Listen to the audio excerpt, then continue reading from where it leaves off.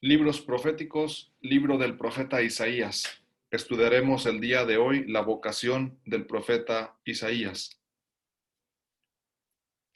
En primer lugar, algunos datos biográficos de este profeta. El profeta Isaías debió de nacer hacia el año 760 a.C. Su padre se llamaba Amós. El lugar de nacimiento, aunque no lo sabemos con certeza, parece ser Jerusalén.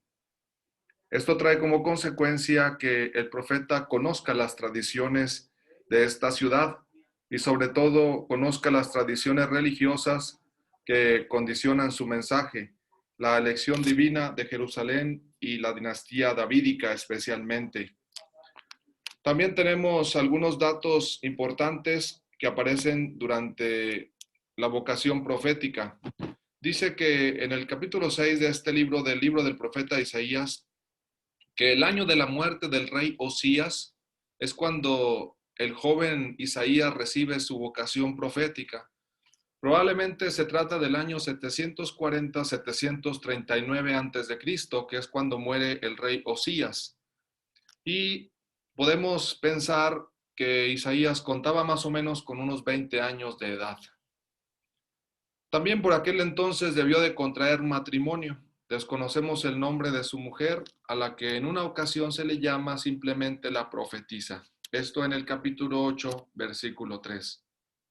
De este matrimonio nacieron al menos 2 hijos, a los que Isaías puso nombres simbólicos: Shear Yachub, un resto volverá, y Maher Chalal Hasbaz, pronto al saqueo, rápido al botín.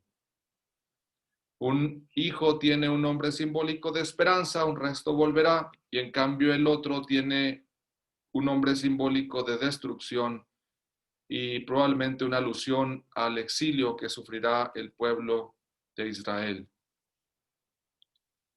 El capítulo 6 comienza con una alusión a la muerte, como ya decíamos, del rey Usías, y se cierra con una referencia a la vida nueva que brotará en el futuro. Ese tocón será semilla o descendencia santa, pues la palabra en hebreo puede tener ambos significados, tanto de semilla como de descendencia. La vocación, por lo tanto, del profeta, este es su primer aspecto a destacar en esta clase, tiene una relevancia comunitaria. Estará al servicio del pueblo de Dios y anunciará precisamente un futuro de esperanza, pues brotará efectivamente una descendencia santa. ¿Cómo podemos dividir este capítulo 6 del libro del profeta Isaías? Podemos dividirlo en 3 partes.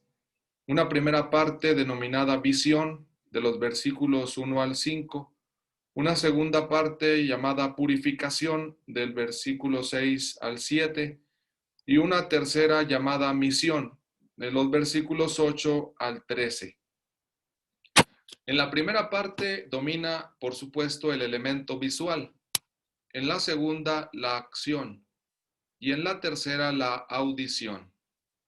Vamos a detenernos en cada una de estas 3 partes. ¿Qué es lo que ve Isaías? Ve una majestad sublime sintetizada en el título típico del libro de Isaías, un título típico para Dios, el Santo. Dice el capítulo 6, cuando leemos en la Sagrada Escritura: el año de la muerte del rey Osías, vi al Señor sentado en un trono alto y excelso. El borde de su manto llenaba el templo. De pie junto a él había unos seres de fuego, con 6 alas cada uno. Con 2 se cubrían el rostro, con 2 cubrían su desnudez, y con 2 aleteaban. Y se gritaban el uno al otro: Santo, santo, santo, es el Señor Todopoderoso. Toda la tierra está llena de su gloria. Los marcos de las puertas temblaban a su voz, y el templo estaba lleno de humo. Podemos observar que el título Santo, Santo, Santo es el Señor Todopoderoso refleja algo típico de la historia de las religiones. Sin lugar a dudas, este título hace referencia a la separación infinita de Dios con respecto al mundo y a lo mundano. Esa cualidad que lo hace aparecer como fascinante y tremendo al mismo tiempo. Sin embargo, hay que tener en cuenta también que para Israel esta santidad no le impide a Dios estar cerca de su pueblo. Así como se le proclama en este capítulo 6, Santo, Santo, Santo es el Señor Todopoderoso, también se reconoce que este santo es sobre todo el Santo de Israel. Tenemos algunos textos como ejemplo. En el capítulo 1, versículo 4, se dice lo siguiente: Ay, nación pecadora, pueblo cargado de crímenes, raza de malvados, hijos corrompidos. Han abandonado al Señor, han despreciado al Santo de Israel. En el capítulo 5, versículo 19, encontramos lo siguiente: Ay de los que están atados a la culpa con correas de buey, al pecado con soga de carreta. Los que dicen que el Señor se dé prisa en terminar su obra para que la veamos, que se hagan realidad los planes del Santo de Israel para que los conozcamos. Hay algunos que dicen que presionan para que el Señor se dé prisa, que se hagan realidad los planes del Santo de Israel. Nuevamente aparece esta denominación dirigida a Dios. Y en ese mismo capítulo, en el versículo 24, dice: como la lengua de fuego devora la paja y el heno desaparece en la llama, así se pudrirá su raíz, su flor se la llevará el viento, porque han rechazado la ley del Señor Todopoderoso y han despreciado la palabra del Santo de Israel. Nuevamente palabras de juicio contra los pecadores. Si pasamos al capítulo 10 y nos acercamos al versículo 20, encontramos palabras de esperanza y también aparece la denominación de Dios como el Santo de Israel. Aquel día el resto de Israel, los sobrevivientes de Jacob, dejarán de apoyarse en su agresor y se apoyarán con lealtad en el Señor, en el Santo de Israel. Un resto regresará al Dios fuerte, un resto de Jacob. Fijémonos cómo aquí se dice y se habla de un regreso, de una especie de conversión de parte del pueblo de Israel hacia el Señor, y se insiste que ahora se apoyará en el Señor, en el Santo de Israel. Y finalmente otro texto que nos sirve como ejemplo de que la santidad de Dios no le impide estar cerca de su pueblo, tanto a veces con un sentido de juicio y a veces también con un sentido de esperanza y de salvación, es el capítulo 12, versículo 6. Podemos empezar desde el versículo 1 porque es un texto muy importante de este profeta. Aquel día dirás: te doy gracias, Señor, porque estabas enojado conmigo, pero ya ha pasado tu furia y me has consolado. Él es el Dios que me salva, tengo confianza y no temo, porque mi fuerza y mi fuente de alegría es el Señor, Él es mi salvación. Sacarán agua con gozo de las fuentes de la salvación. Aquel día dirán: den gracias al Señor, invoquen su nombre, proclamen entre los pueblos sus hazañas, pregonen que su nombre es sublime. Canten al Señor porque ha hecho maravillas, que lo sepa la tierra entera. Griten alegres, habitantes de Sión, porque es grande en medio de ti el Santo de Israel. Nuevamente se acentúa la presencia de Dios en medio de su pueblo. La santidad de Dios, aunque manifiesta grandeza, poder, y aparece incluso en la vocación de Isaías como sentado en un trono, también encontramos textos donde esa santidad se hace presente en medio del pueblo de Israel y aparece entonces Dios de una forma muy cercana, de tal forma que se le puede cantar, se pueden verificar sus maravillas y se puede decir con toda razón: gritar alegres, habitantes de Sión, porque es grande en medio de ti el Santo de Israel. ¿Qué más elementos encontramos para descubrir y conocer más sobre la santidad de Dios? Encontramos elementos literarios típicos de las teofanías. En una teofanía sabemos que manifiesta a Dios. Dios de alguna forma se puede ver, y entonces hay elementos que rodean esta visión, como los que nos menciona Isaías. temblor, voz, humo. Y en ese sentido manifiesta gran habilidad para conseguir un ambiente totalmente penetrado por Dios. No basta que Dios, digamos, aparezca, se vea, sino que está rodeado de elementos literarios que lo hacen de alguna forma aparecer majestuosamente y al mismo tiempo el espacio ser penetrado por la presencia del Dios que se manifiesta. Y lo más importante, son elementos literarios que ilustran, que visualizan, que presentan imágenes, sin embargo, no alcanzan a describir totalmente a Dios. Ninguna teofanía efectivamente puede llegar a manifestar todo de Dios. Siempre hay algún elemento literario que se destaca con mayor intensidad, o a veces también se acentúa más la comunicación que se establece entre Dios y el hombre.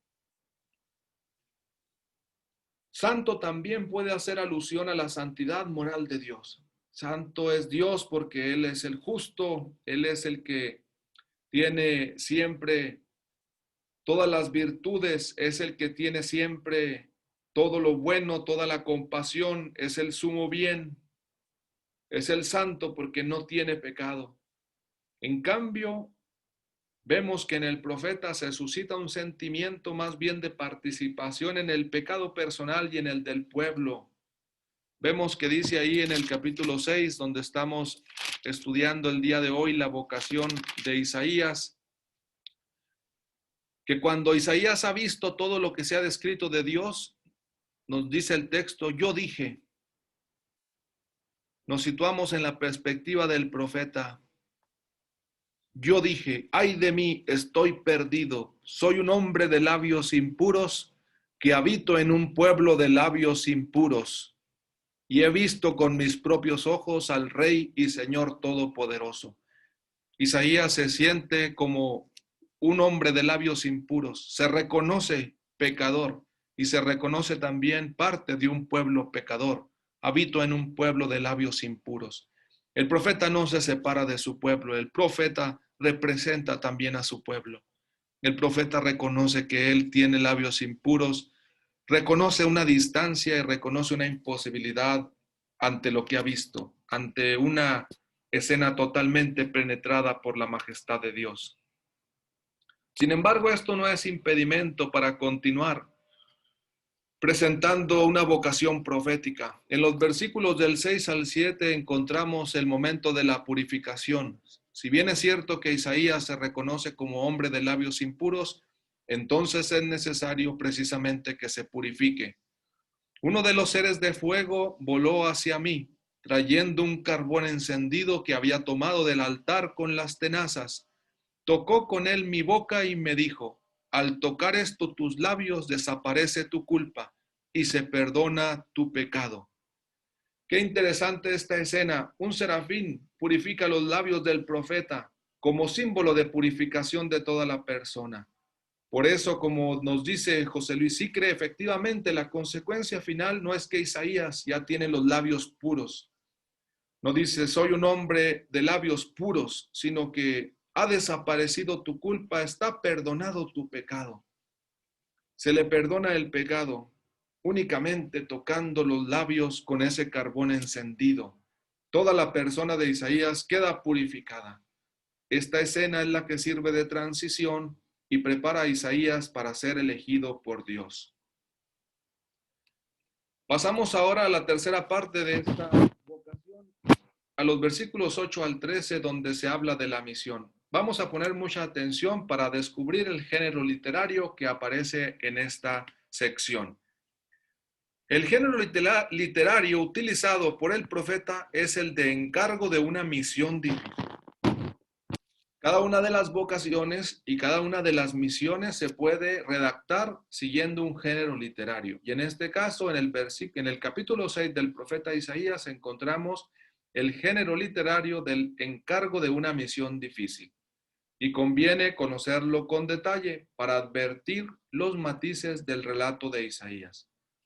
Los estudios de la literatura de Mesopotamia nos muestran relatos donde el género literario del encargo de una misión difícil tiene 5 partes.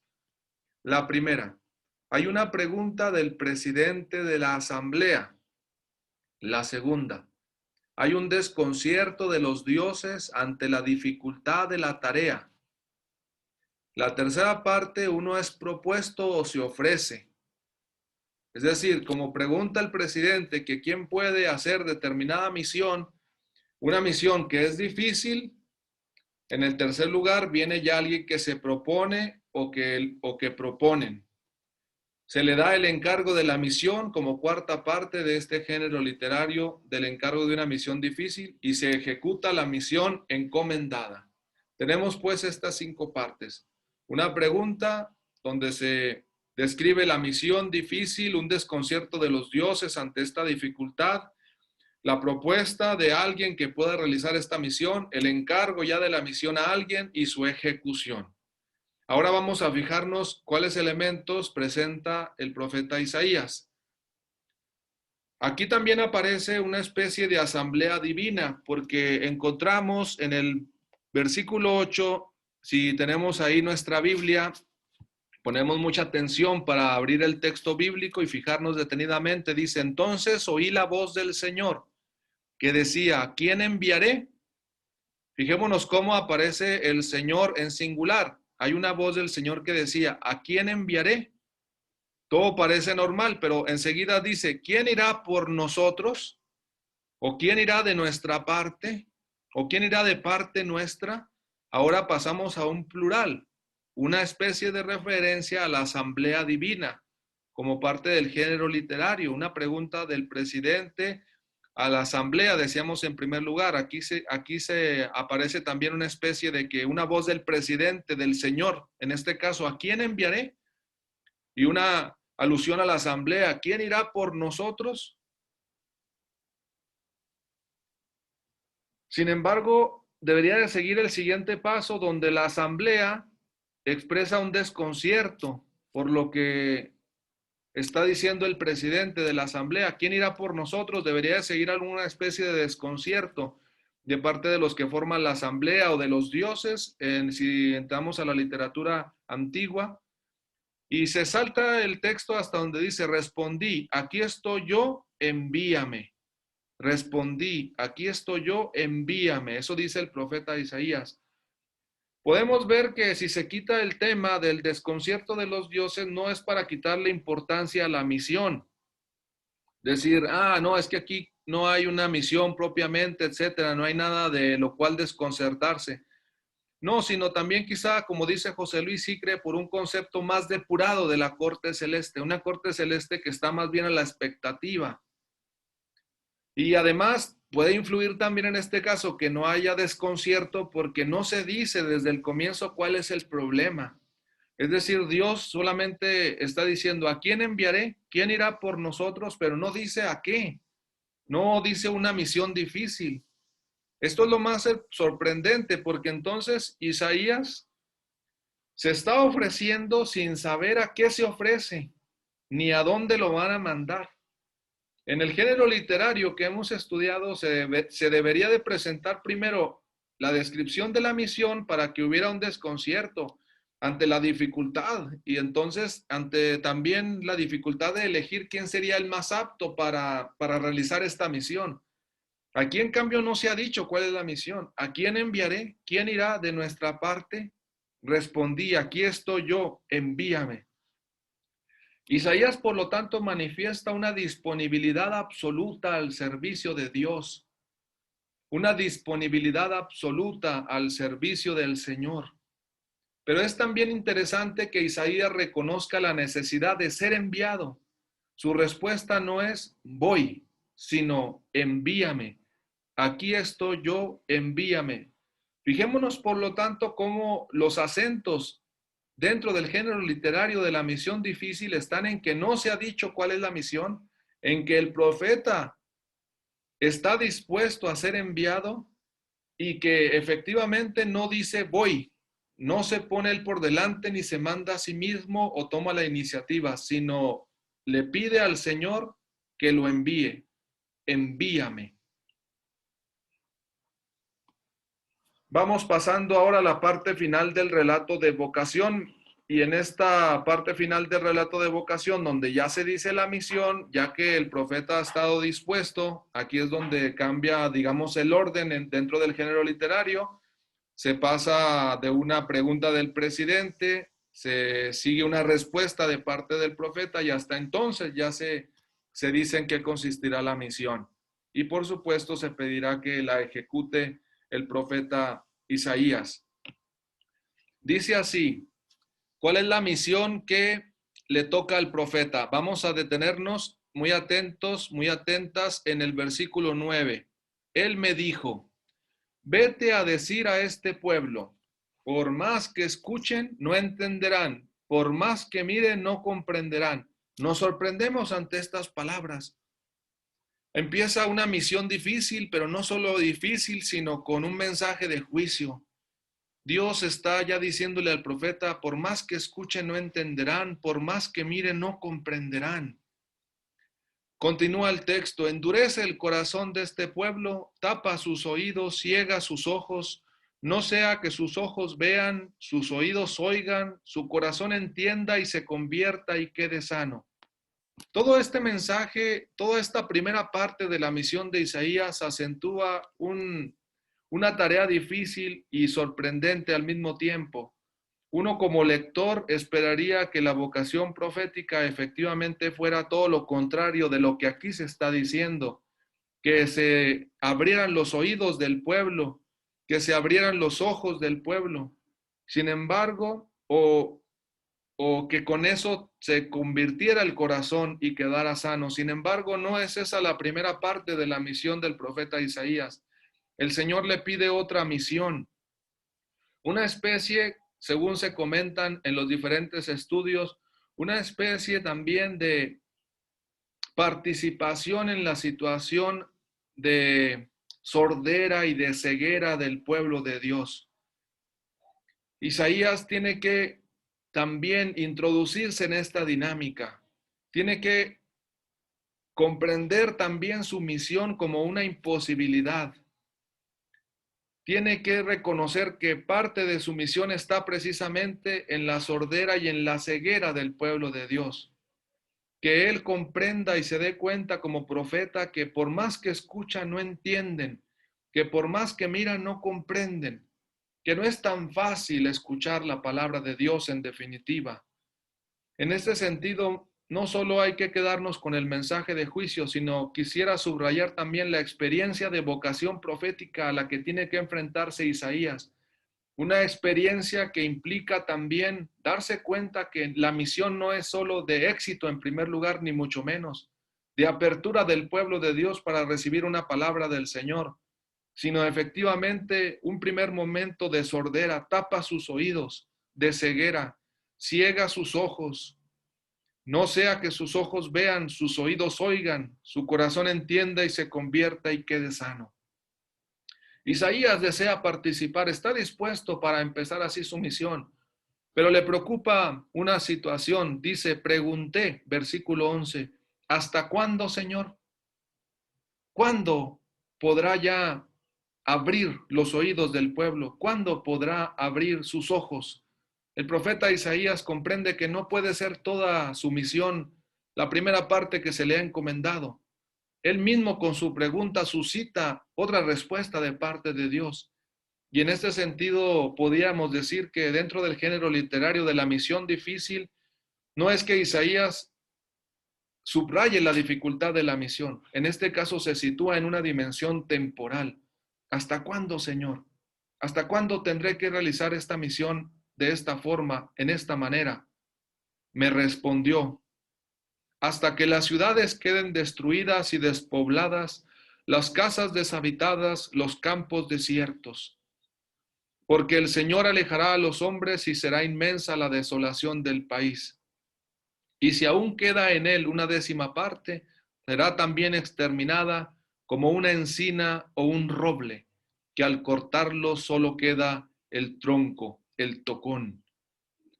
Pero este tocón será semilla santa, pero este tocón será descendencia santa. Tenemos en unos cuantos versículos una síntesis de lo que experimentará el pueblo de Dios. Hay unas claras alusiones al exilio.